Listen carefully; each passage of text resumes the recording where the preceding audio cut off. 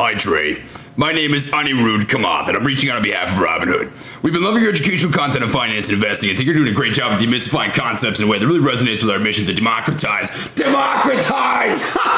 finance for all. We're building on a creator affiliate program with a select few influencers and content creators, and we think you'd be a perfect fit. It's an opportunity to earn a competitive fee for each referral and get to know Robinhood a little bit better. If you're interested in checking it out, feel free to visit our landing page to learn more and apply. I'd love to share more with you and get connected. Looking forward to your response. Best, Ani.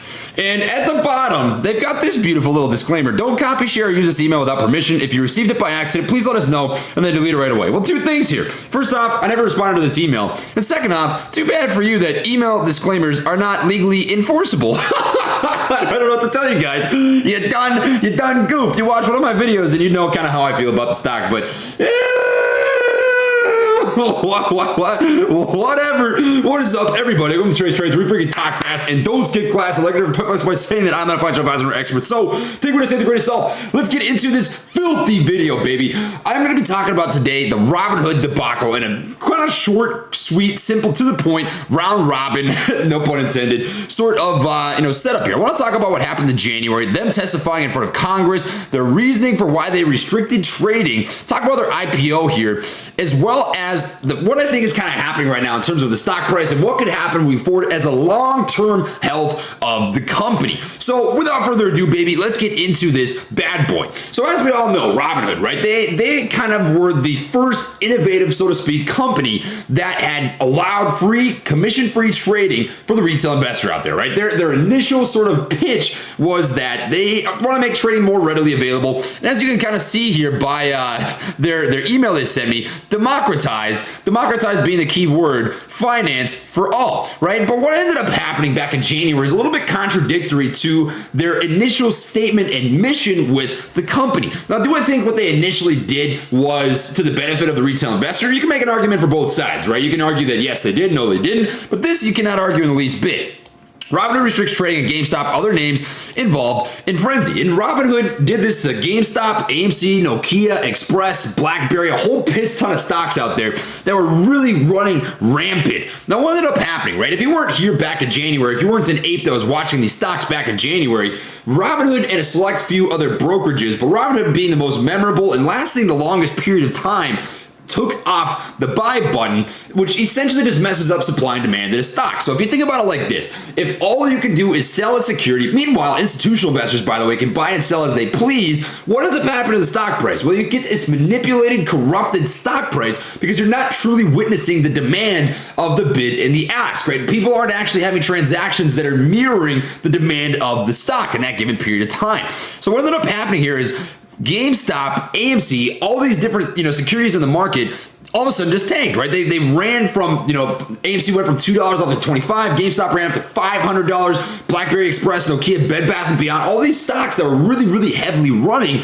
all of a sudden just tanked because supply and demand got shifted. Robinhood has a mass majority, at least back then, had a mass majority of retail investors that kind of touched different stocks in the stock market. So for them to do that really restricts the way that the market would work. And later on, the CEO, who was Vlad Tenev, had to testify in front of Congress, essentially his reasoning behind why this ended up happening.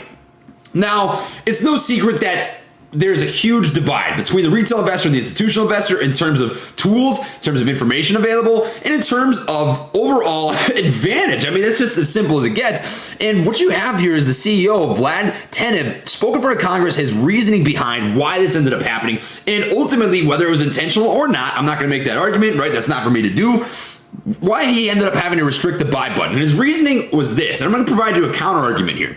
His reasoning was liquidity and collateral requirements by the clearinghouse in which handles those overall transactions for Robinhood. Now, what does this actually mean, right? So a clearinghouse, you've got Robinhood, you've got essentially this clearinghouse, their job is to manage liquidity moving to and from different securities in the stock market through Robinhood as a brokerage. So what he claims ended up happening is they had to up their collateral requirements because of the volatility that was happening in different stocks in the stock market. Now, the only reason that I can see for this is the amount of crazy options trading, essentially call options in the derivatives market, which really drives up liquidity in any given stock. It makes the actual, people who are handling these transactions, the market makers who have to buy and hedge for these call options and running the money, there could have been some collateral requirements and problems there, but that's the market makers, right? That's more so market makers who are writing up these call options than the actual, clear, unless the market makers at this clearinghouse, but hey, that's a whole different story.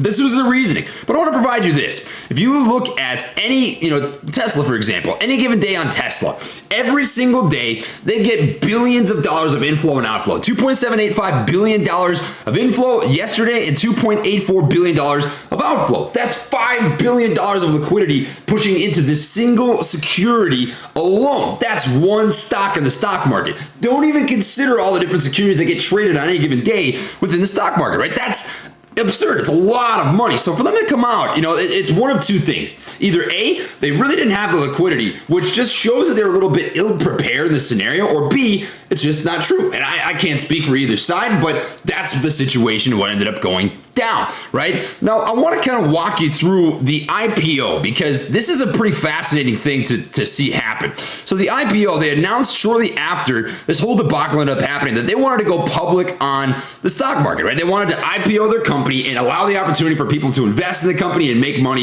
if they wanted to do so. And right from the gate, I think you saw some pretty heavy short selling coming into this stock because it's no mystery that the sentiment towards Robinhood is a mixed bag, right? I think you've got a lot of people out there, rightfully so, who were pissed off about what happened back in January. You might have actually seen some short selling, or at the very least some puts, which leads to hedging for the downside. And you saw a red candle on that first day, where you look at the overall daily candle, and you've got this big, fat, disgusting, terrible candle right here, right? With a huge topping tail and a big, fat, long body, meaning that, hey, the stock price tried to run up, and it was rejected immediately.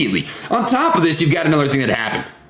I never like seeing this, especially for the long-term health of a company. What ended up happening is the CEO, Vlad Tenev, sold $45.5 million worth of shares on the initial IPO day. Now, keep in mind that this wasn't his entire portfolio within the company. That came out to 1.25 million shares of Robinhood. But anytime that you see insiders of a company, right, living in a vacuum, this is not a company that people are trying to squeeze the crap out of, on purpose. They sell a huge chunk of shares. That's typically a little bit of a red flag. And you have, if you were to look at this right here, this is a pretty fascinating little thing. We've got insider buys versus insider sells. You can actually see that there were huge amounts of insider selling on the initial IPOing of this company. July 31st, you had 10 sells to 1 buyer within the insiders of Robinhood. I don't know about that, man. It feels like if you were to look at that from the outside in, that looks like a rug pull. It looks like they don't have faith in their own company. And that was just at the initial IPO. I mean, this company opened red. Its first day was red. Now, why do I think the stock price is running right now? I do think that you saw a little bit of a short squeeze, whether it was on purpose, whether it was on accident.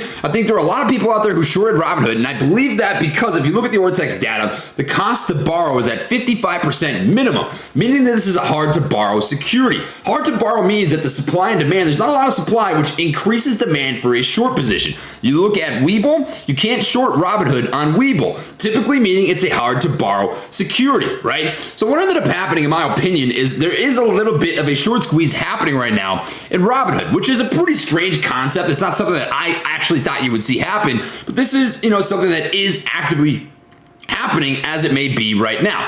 If you're making money on Robinhood, congrats. That's what the stock market's there to do. You don't marry a single stock. I'm not personally touching this. I don't want anything to do with Robinhood. That's just me. But I'm not here to make that decision for you. It's your own financial responsibility, your own financial decision. I want you to come to your own conclusions about every single stock in the stock market. Don't let me make that decision for you, right? I'm not here to do that. But what I do want to do is offer you the things that I would look for if you do want to play into this company. One of the good things, right? I'm just going to give it to you straight as it is. The financials. This company makes a lot of money. You look at their financial statements, their annual year-over-year growth from 2019 to 2020, they grew 245% year-over-year, $958 million comparatively to $277 million back in 2019. But that's not the only thing that matters in a stock. And AMC and GameStop are great examples of this. We don't live in a vacuum. There are other things that play into a stock price that aren't necessarily quantifiable. And I want you to think about these things as you go into a stock long term. Now, if you're playing this for momentum, you're playing this as a swing trade, whole different game story, right? It changes things exponentially. But if you're going to play this long term, you have to consider what I would say are these 5 things: the fundamentals of the company, what do they do, the qualitative and quantitative analysis, sentiment. This is a big thing, and I'm going to talk about that here more in a little bit. Market competitiveness, right? How many other companies out there are doing what these guys are doing, and then how can they maintain this sort of growth? Now, I want to start off here with the fundamentals of the company. What do these guys do? They're unique, right? They're a brokerage. Titan, calm down, buddy. You are always just running rampant when I'm on my computer. The fundamentals of the company, these guys are a brokerage, right? Their job essentially is just to be exactly what they are, Robinhood. They're there to clear orders. They're there to get things filled. They want commission-free trading. They're trying to democratize, quote unquote, trading for the general public. I'm not here to argue with their statement. I don't personally agree with it, but you make that decision for yourself, obviously.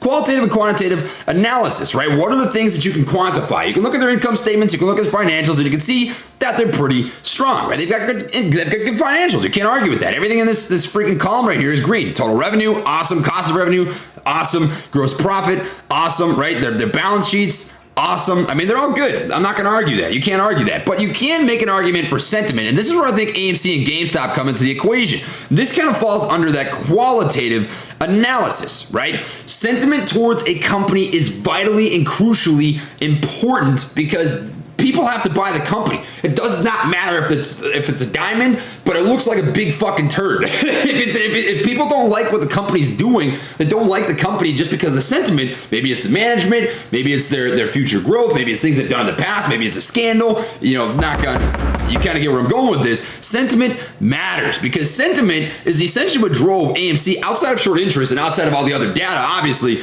sentiment drove AMC and GameStop, Express, BlackBerry, Nokia, all those stocks up to what they did. That's the ape freaking nation doing what they do. It matters. Think about that. Market competition. This is something that I think is a good way to kind of sum this up. Is I heard a quote on Fox Business, and I want to pass this along to you. I can't remember the gentleman's name, but he said, I like to invest in companies whose best days are ahead of them and not behind them. What Robinhood did was phenomenal. They've done great things in the past, outside of what happened in January, to essentially, quote unquote, make things better for the retail investor. But that was the past. It's not the present. It does not mean that you're going to see continued growth year over year over year over year over year because there's other brokerages that are already improving upon what Robinhood did. And I think doing it just damn better, to be completely blunt, right? Growth. This kind of ties into exactly what I was talking about right here, that market competition. Are they going to continue to grow the way they are right now? Are there other competitors out there, other brokerages that are going to give them a bang for their buck, or that are going to be competitive? They're going to draw away some of these retail investors who are in Robinhood and like the brokerage away from what they're doing. Now, if there's anything that Robinhood's got going for them, it's the simplicity of their app, of their application. It's very easy to use. It's user-friendly, whatever it may be, right? That's a pro, whatever. I don't personally like it. I don't have Robinhood. That's not my thing. That's not my decision to make for you, though. But can they maintain that growth long term? These are all things that you need to fundamentally think about if you want to establish a long-term position in the company. And if you're momentum trading, like I mentioned, whole different story here. That's something that you have to think about with your own, make your own decisions. I'm not here to do that for you. But what I will say is you need to think about these things if you're going to hold a long-term position in Robinhood. Personally, I think this is a little bit overvalued. I personally wouldn't touch it after this sort of a volatile move, up 24% yesterday, up 15% today. Unless you're swing trading. Honestly, this setup right here gives me some Clove vibes. This reminds me a lot of what Clover did a couple months back, but I digress. That's not my case to make. You guys make your own financial decisions. It's your own financial responsibility. All that I ask is that you think about these things before you go into the trade so that you know what you're getting yourself into, right? That's ultimately the most important thing to me. So I just kind of want to give you this round overview of all these different things that had happened because Robinhood is a very hotly talked about security right now, and just kind of give you this overview on what the company has done here in the past 6, 7, 8 months or so. So my last final statement here: I haven't touched Robinhood. I've got no position in Robinhood. I don't use their app. I didn't even reply to their email. But I like to invest in companies whose best days are ahead of them and not behind them. I like that quote from Fox. And personally, I don't think Robinhood's best days are in front of them. I think they paved the way for a huge system of free commission trading through blah, blah, blah, XYZ, right? And that's ultimately behind them. I think there's going to be other brokerages that step forward in the future and do good things, but ultimately, you guys make your own decisions. I just want to lay the information out there in case you're new to this, in case maybe this is your first trades video, whatever it may be. That's what I've kind of got for you guys. So blah, blah, blah, catch you on the next one. Light taps always. Ken, oh, Tidy, you good kitty. Finally calm down. At the end of the video, he finally chills out. Much love, everybody. Catch you on the next one, and peace.